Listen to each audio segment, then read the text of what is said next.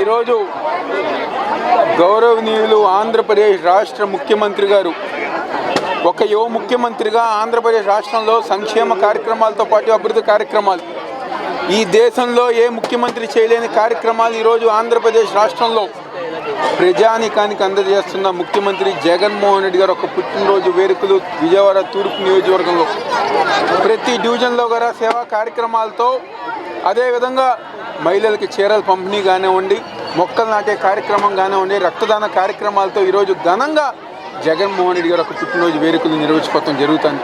అదేవిధంగా ఈరోజు రాణి గారి తోట ప్రాంతంలో సోదరులు డివిజన్ కార్పొరేటర్ రామిరెడ్డి గారు ఒక ఆధ్వర్యంలో ఘనంగా మహిళల మధ్య ఈరోజు ముఖ్యమంత్రి జగన్మోహన్ రెడ్డి గారు ఒక పుట్టినరోజు వేడుకలు జరుపుకోవడం జరుగుతుంది.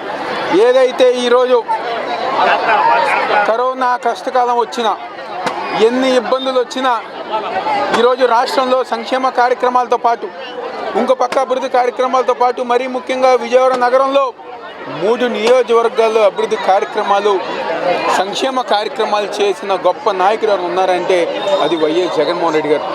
గతంలో ఈ రాష్ట్రంలో ఎంతోమంది ముఖ్యమంత్రులు పరిపాలించారు.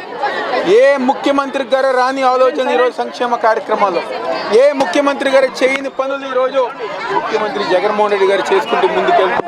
ఈరోజు ఇదే రాణి గారి ఒక ప్రాంతంలో ఏదైతే రిటైనింగ్ వాల్ ఉందో అనేక మంది ముఖ్యమంత్రులు హామీలు ఇచ్చి మోసం చేసి ప్రజానికానికి అబద్ధాలు చెప్పి ఇక్కడ గతంలో పనిచేసిన శాసనసభ్యులు కానివ్వండి చేస్తానని చెప్పని మోసం చేస్తే ఈరోజు ఒక దమ్మున్న ముఖ్యమంత్రిగా పాదయాత్ర సమయంలో ప్రజానికం ఒక కష్టాలు తెలుసుకుని ఏ విధంగా అయితే వరదలు వచ్చినా వానలు వచ్చినా ఈ ప్రాంతంలో నివసిస్తున్న వేల మంది కుటుంబాలు ఇబ్బందులు తెలుసుకుని అసెంబ్లీ సాక్షిగా నేను రిటైనింగ్ వాల్ కడతానని చెప్పని కట్టి తీరిన దమ్మున్న ముఖ్యమంత్రి ఉన్నారంటే అది ముఖ్యమంత్రి జగన్మోహన్ రెడ్డి గారే.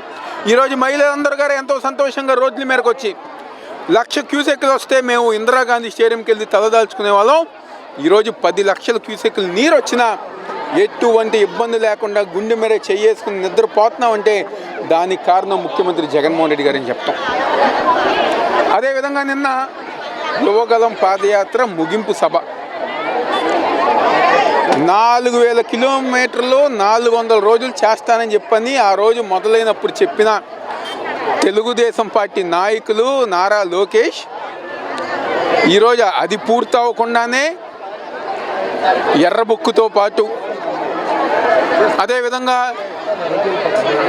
వాళ్ళు 5 సంవత్సరాలు ఏదైతే ప్రజానికాన్ని మోసం చేశారో మరొకసారి కూటమిగా వచ్చి ప్రజానికానికి మోసం చేస్తానికి సిద్ధంగా ఉంది తెలుగుదేశం పార్టీ, జనసేన పార్టీ.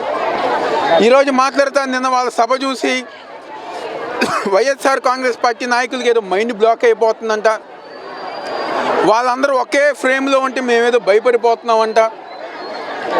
మేము ఎప్పుడో చెప్పాం, 3 కాదు 30 మంది అయినా కలిసి రండి, సింహంగా సింగిల్గా జగన్మోహన్ రెడ్డి గారు వచ్చి 175కి 175 స్థానాలు గెలుచుకునే దమ్మున్న నాయకుడు ఎవరిని ఉన్నారంటే అది వైఎస్ జగన్మోహన్ రెడ్డి గారి విషయం సందర్భంగా చెప్పుకుంటున్నాం.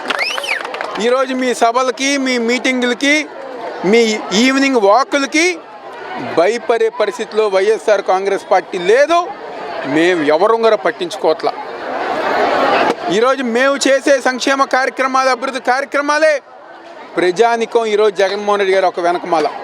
జగన్మోహన్ రెడ్డి గారు ఒక నాయకత్వాన్ని బలపరుస్తూ రాబోయే రోజుల్లో ఆయనే మా ముఖ్యమంత్రిగా కావాలి, ఉంటారు, ఆయన ఉంటేనే ఆంధ్రప్రదేశ్ రాష్ట్రం బాగుపడుతుందని చెప్పని ఈరోజు ఆంధ్రప్రదేశ్ రాష్ట్రంలో ప్రతి ఒక్క మహిళ కానివ్వండి, విద్యార్థులు కానివ్వండి, యువకులు కానివ్వండి ఈరోజు ఆయన వెనకే నడుస్తున్నారు.